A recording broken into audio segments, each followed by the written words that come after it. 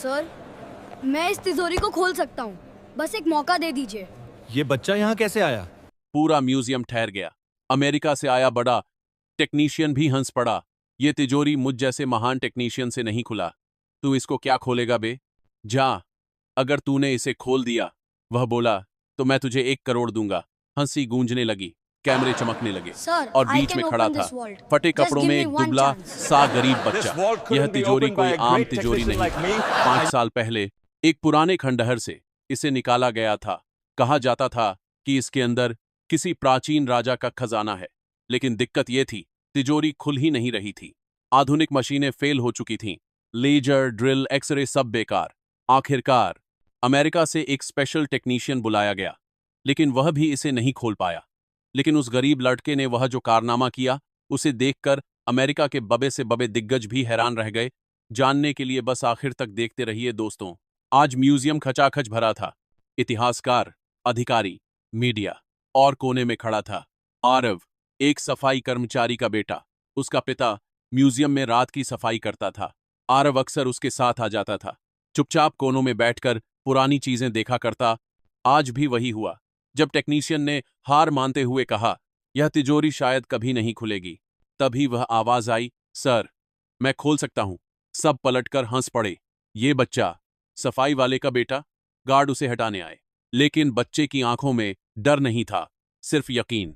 जिस हॉल में अभी कुछ सेकंड पहले तक कैमरों की फ्लैश चमक रही थी, लोग हंस रहे थे, विदेशी एक्सपर्ट अंग्रेजी में कुछ समझा रहा था, अचानक वहां सन्नाटा छा गया। सबकी नजरें एक ही दिशा में घूम गईं। वहां खड़ा था फटे कपड़ों में, चप्पल घिसी हुई, दुबला सा एक गरीब बच्चा। उम्र लगभग 13-14 साल। चेहरा धूप में जला हुआ, बाल बिखरे हुए, लेकिन आंखें बिल्कुल स्थिर। अमेरिका से आया बड़ा टेक्नीशियन, जो अभी अभी बड़े कॉन्फिडेंस के साथ यह घोषणा कर चुका था कि यह तिजोरी अब कभी नहीं खुलेगी। पहले तो चौंका, फिर उसके चेहरे पर व्यंग्य की मुस्कान आई। उसने गले में लटका अपना महंगा ईड कार्ड उंगलियों से उछालते हुए कहा, ये मुझ जैसे महान टेक्नीशियन से नहीं खुला, तू इसको क्या खोलेगा बे? भीड़ में हल्की हंसी दौड़ गई। कुछ पत्रकारों ने कैमरे उसकी तरफ घुमा दिए। नया तमाशा शुरू हो गया है वाली भावना के साथ। कुछ अधिकारी बड़बड़ा उठे, सिक्योरिटी कहाँ है? बच्चे को यहां किसने घुसने दिया? गार्ड उसकी तरफ बढ़ गए, उसे हटाने के लिए, लेकिन बच्चा अपनी जगह से हिला नहीं। उसकी आवाज कांप नहीं रही थी। उसने दोबारा कहा, सर, अगर आपने मुझे एक मौका दिया, मैं ये ताला खोल सकता हूं। अगर न खोल पाया, तो आप मुझे बाहर निकाल दीजिए, लेकिन एक बार कोशिश तो करने दीजिए। एक अधिकारी ने झूंझलाकर कहा, यह कोई खेल नहीं है, यह राष्ट्रीय धरोहर है। 5 साल से दुनिया भर के एक्सपर्ट लगे हैं इस पर। यह बच्चा क्या कर लेगा? अमेरिकन टेक्नीशियन को शायद इस पूरे दृश्य में मजा आने लगा था। वह हंसकर आगे बढ़ा, बच्चे के कंधे पर हल्का सा थाप देते हुए बोला, चल ठीक है हीरो, एक काम करते हैं, अगर तूने इसे खोल दिया तो मैं तुझे 1 करोड़ दूंगा। 1 करोड़, कैश नहीं, चेक, ठीक है? उसने हंसते हुए पीछे मुड़कर क्राउड की तरफ देखा, जैसे कोई सर्कस का एक्ट शुरू कर रहा हो। हंसी गूंजने लगी। कुछ मोबाइल कैमरे और उठ गए। किसी ने फुसफुसाकर कहा, अगर खोल भी दिया तो बाद में बोल देगा मजाक था। किसी ने कहा, चलो देखो बच्चा क्या नौटंकी करेगा। हॉल के बीच में, मोटे मोटे लोहे के रेलिंग के पीछे, एक विशाल काली धातु की तिजोरी रखी थी। चारों ओर लाल वेलवेट की रस्सियां, सिक्योरिटी गार्ड, सीसीटीवी कैमरे।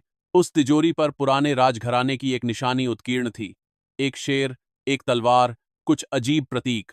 यह तिजोरी कोई आम तिजोरी नहीं थी। 5 साल पहले शहर से दूर एक पुराने खंडहरनुमा महल की खुदाई के दौरान मजदूरों को जमीन के नीचे से एक भारी लोहे का बॉक्स मिला था। उसके चारों तरफ पत्थर से बनी दीवारें थीं, जैसे किसी ने जानबूझकर उसे छिपाकर रखा हो। जब उसे क्रेन से उठाकर बाहर लाया गया तो उसका वजन देखकर सब दंग रह गए। पुराने दस्तावेजों से पता चला था कि वह तिजोरी किसी प्राचीन राजा की गुप्त तिजोरी हो सकती है, जिसमें या तो खजाना होगा या कोई राज। उसे शहर के इस म्यूजियम में लाया गया। सरकार ने घोषणा की वैज्ञानिक तरीके से तिजोरी खोली जाएगी, न कि तोड़फोड़ से। अंदर जो भी होगा, इतिहास की धरोहर होगा। लेकिन समस्या यह थी, तिजोरी खुल ही नहीं रही थी। उसमें कोई साधारण चाबी का छेद नहीं था, कोई कोड वाला डायल नहीं, कोई इलेक्ट्रॉनिक पैनल नहीं। बाहर से दिखता केवल मोटा काला धातु और कुछ उभरे हुए सिंबल्स। इतने साल में देश के कई टॉप लॉक एक्सपर्ट बुलाए गए। किसी ने लेजर से स्कैन किया, किसी ने अल्ट्रासोनिक मशीनें लगाईं, किसी ने एक्सरे से भीतर की झलक देखने की कोशिश की, लेकिन तिजोरी ने कोई राज नहीं खोला। ड्रिल मशीनें उसके धातु पर चलकर गर्म हो जातीं, लेकिन भीतर तक जाती नहीं थीं। ऐसा लग रहा था जैसे तिजोरी को बनाते समय यह सोचकर डिजाइन किया गया था कि कोई भी आधुनिक तरीका उसे नहीं तोड़ पाएगा। आखिरकार अमेरिका की एक बड़ी सिक्योरिटी टेक कंपनी से स्पेशल टेक्नीशियन बुलाया गया।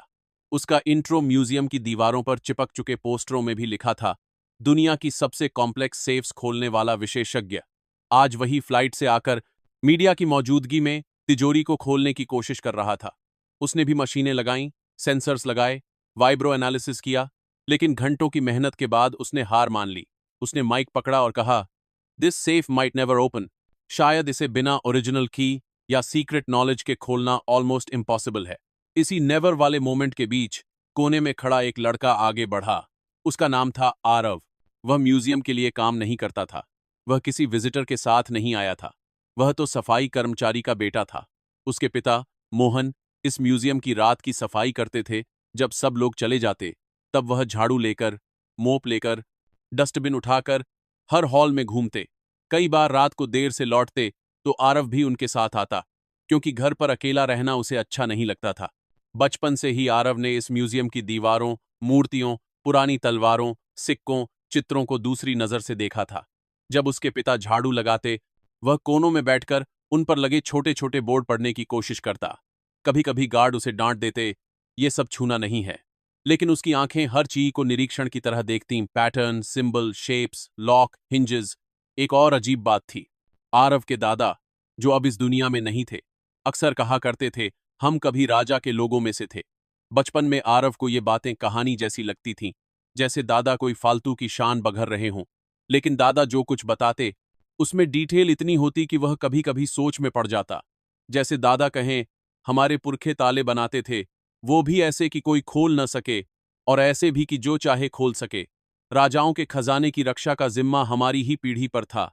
जब दादा गुजर गए तो यह बातें भी हवा में खोती चली गईं।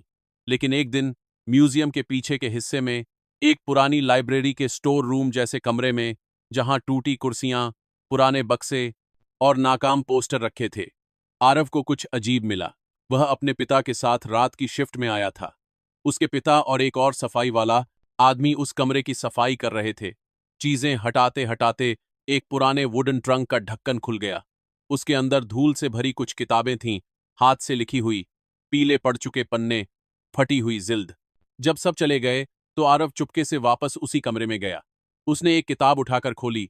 उस किताब में चित्र थे, अजीब अजीब निशान, ताले के डिजाइन, गियर, तिजोरियों के सेक्शन, और उनके साथ साथ कुछ गुप्त तरीके, सिंबल बेस्ड कॉम्बिनेशन। कई जगह एक ही निशान उसे म्यूजियम की तिजोरी पर बने निशान जैसा लगा। उसकी धड़कन तेज हो गई।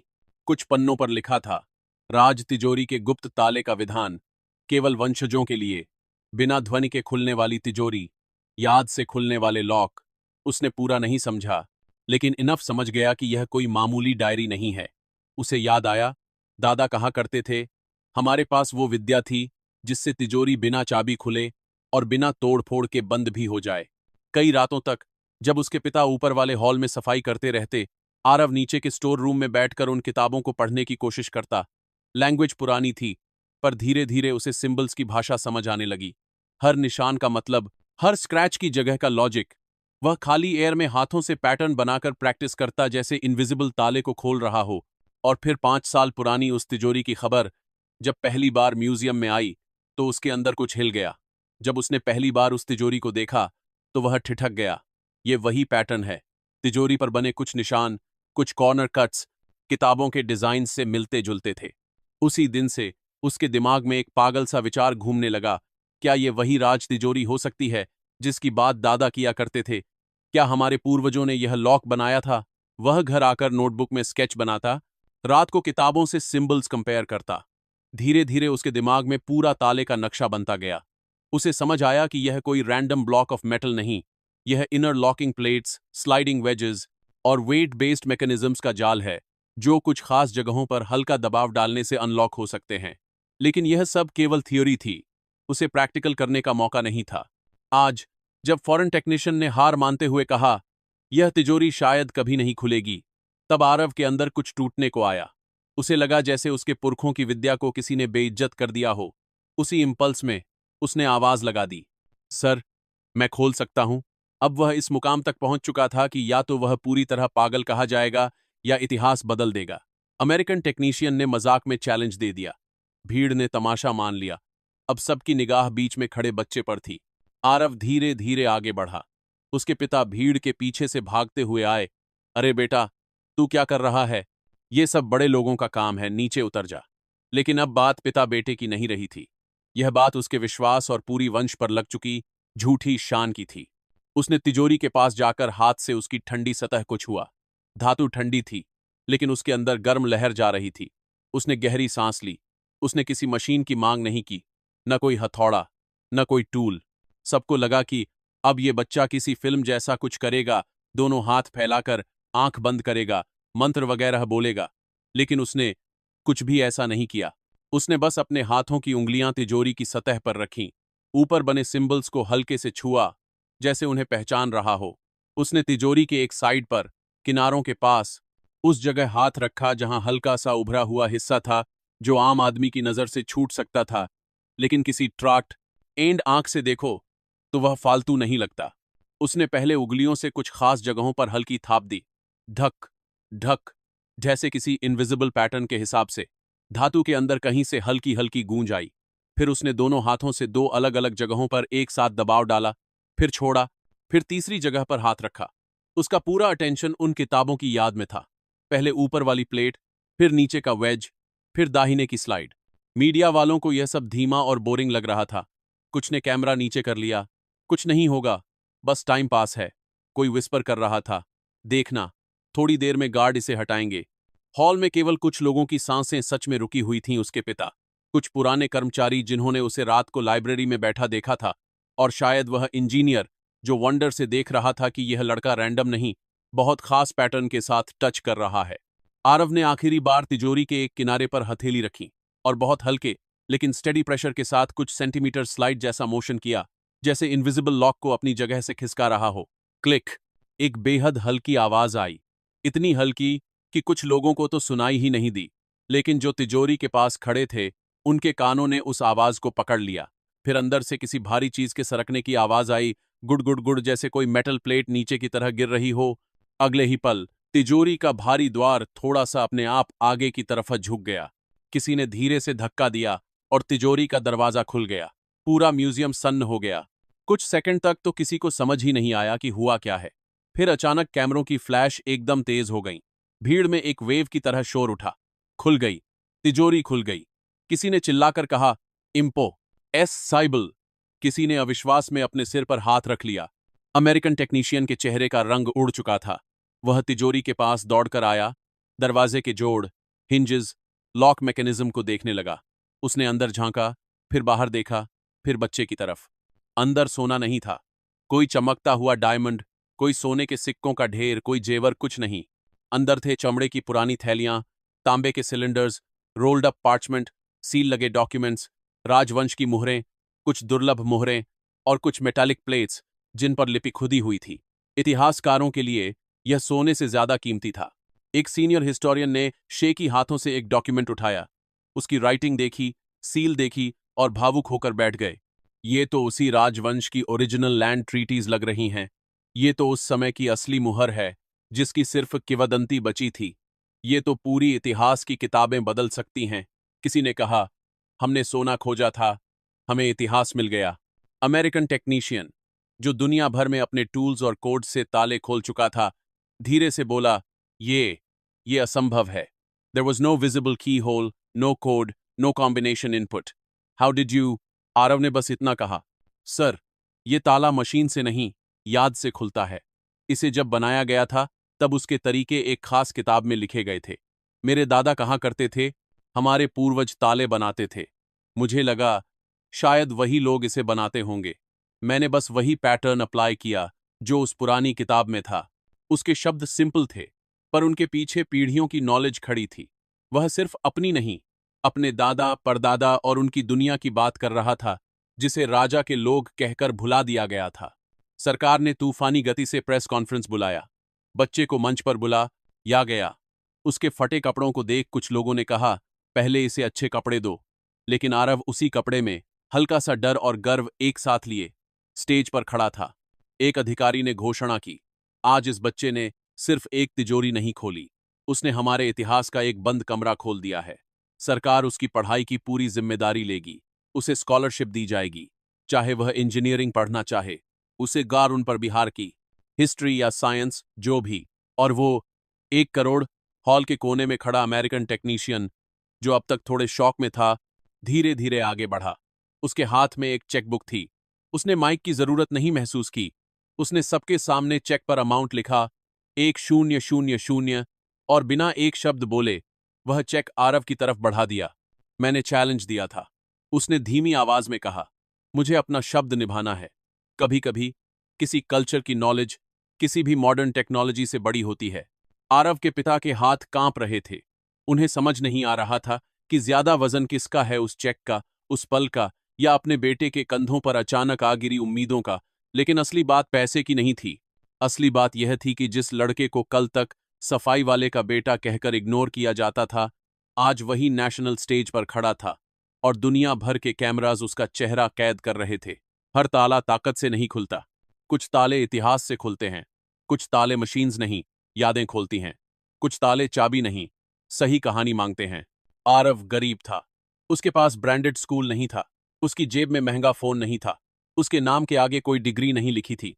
लेकिन उसकी जानकारी अमीर थी, पीढ़ियों की लेगेसी से, जिज्ञासा से, और उस करेज से जो उसे भीड़ के बीच से आगे लाने के लिए काफी था।